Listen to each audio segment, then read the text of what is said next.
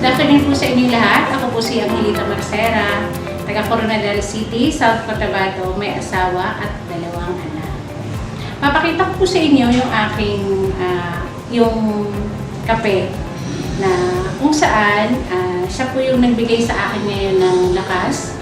Sa Coffeenium po, dito ko po talaga napatunayan na yung minsan pagod na pagod ka, tapos yung kailangan mo talaga ng power. Kasi minsan hanggang madaling araw, kailangan mo talaga pong makupapan yung energy mo. Dito po, ang lakas po ng energy na binibigay niya sa akin. And then, ano po, yung parang hindi ka laging gutom. Ayan po siya. Kaya so, etong Coffeenium po, hindi lamang po nagbibigay sa akin ng lakas.